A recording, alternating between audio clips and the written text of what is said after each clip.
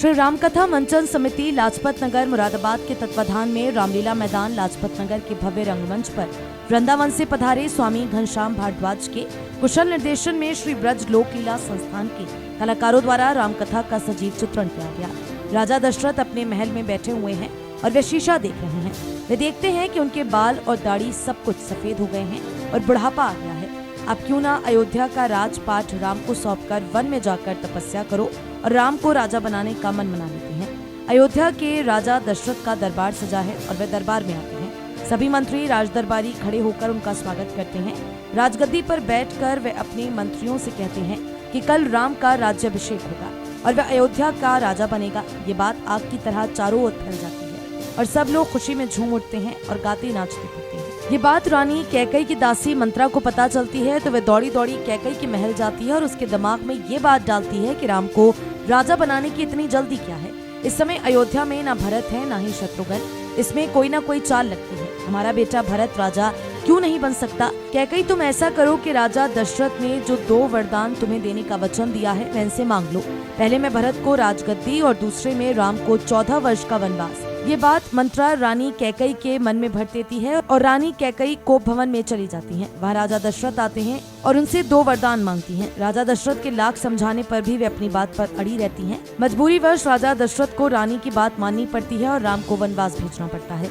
आज की व्यवस्था में महेश चंद्र अग्रवाल, विनोद सक्सेना, मुकुल बंसल, श्याम कृष्ण रस्तोगी, ओम प्रकाश, राजेंद्र अग्रवाल, ठाकुर नरेंद्र सिंह, असीम अग्रवाल, मनोज व्यास, अतुल अग्रवाल, राजेंद्र खन्ना, अविनाश अग्रवाल, के गुप्ता, शम्मी रस्तोगी आदि ने सहयोग दिया। जब अयोध्या सजी हुई है तो केकई को भी विदित होगा, परंतु केकई के पास मुझे जाना चाहिए। मैं अभी केकई के पास नहीं गया, कौशल्या के पास भी गया, सुमित्रा के पास भी, किंतु जो मेरी प्राण वल्लभ प्राण प्रियतम केकई, उसके पास जाकर के ये संदेश सुनाऊंगा तो बहुत प्रसन्न होगी। सुध राम राज्य पद पाएंगे, यह सुन के वो खेल जाएगी। कल उन्हें देख पाया वो दृश्य, वो भूली नहीं समाएगी।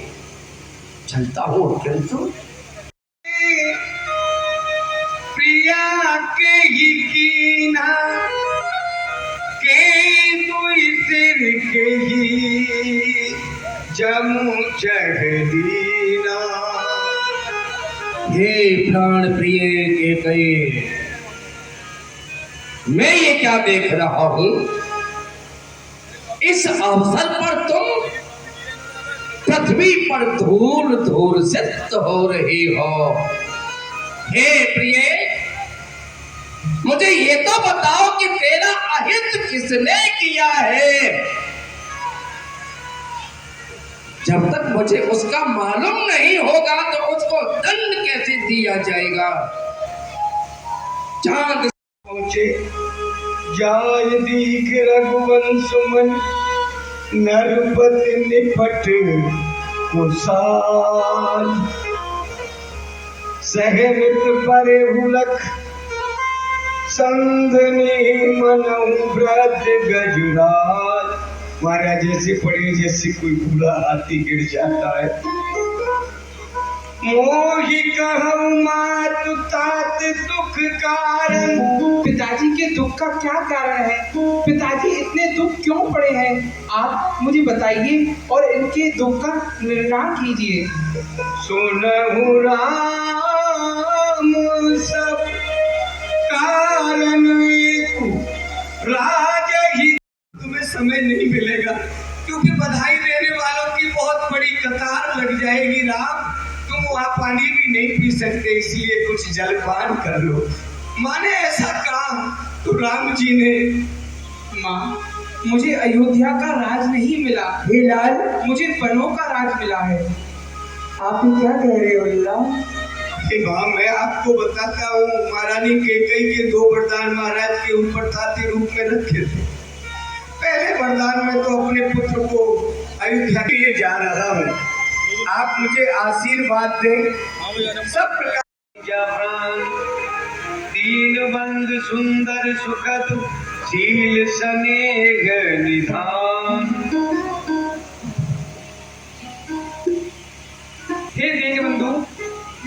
क्या सुन रहा हूँ? अभी तो प्रातः काल होते हुए पिताजी ने आपको राजपद देने की घोषणा की और अब मैं ये सुन रहा हूँ कि आप 14 वर्षों के लिए मन के लिए जा रहे हैं। हे दीनबंधु, आप मुझे छोड़कर के जा रहे हैं, मैं आपके बिना नहीं रह सकता।